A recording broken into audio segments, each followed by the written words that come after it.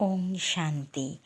আপনাদের কাছে আজ আমি আবার নতুন একটি কবিতা পড়ে শোনাতে যাচ্ছি, যা আমি মেডিটেশনে পাই, তাই আপনাদের পড়ে শোনাই। যদি ভুলচুক হয়ে থাকে আমাকে ক্ষমা মার্জনা করবেন। ওম শান্তি। ভাগ্যের কি পরিহাস, যা খণ্ডানো যায় না। সকলকে নিজ নিজ কর্মের দোষ পেতেই হয়, অন্য কেউ তার দাম নেয় না। ফুলকেও ফুটতে হয় সূর্য ওঠার সাথে সাথে, আবার তাকে মরতেও হয় অস্তাচলেতে। নতুনভাবে জন্ম হয় তার প্রতিদিনের কর্মে, তবুও সুগন্ধ ছড়ায় সে বাবারই আশীর্বাদে। মাটিতেও হয় হাল টানা ফসলের উৎপাদনের জন্য, তবুও মাটি সহ্য করে সন্তানদের আহার দেওয়ার জন্য। আবার কখনো বুক চিরে দেখায় সে তার সোনালি ধানকে। মা লক্ষ্মীর অন্নকে জন্ম দেয় নিজেরই বক্ষতে।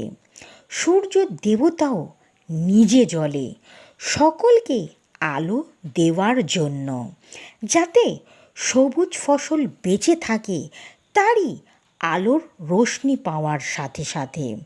সবাই করে কিছু না কিছু ভালো কর্ম অন্যের ভালোর জন্য।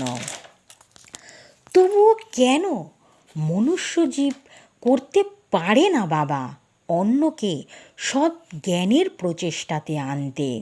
ভালো কর্মই একমাত্র জীবনের এমনই এক প্রাধান্য, যা মনুষ্য জীবকে অনেক ঊর্ধ্বে তুলে দেয়। সেই সৎ জ্ঞানে যাতে দস্যু রত্নাকর জীবনে না হয়ে সকল মনুষ্য জীব বাল্মীকি মণি হয়ে যায়। ওম শান্তি। ওম শান্তি। সকল বন্ধুদের, সকল দর্শকদের, সকল সেন্টারের দিদিদের ও দাদাদের জানাই আমার আন্তরিক প্রীতি শুভেচ্ছা।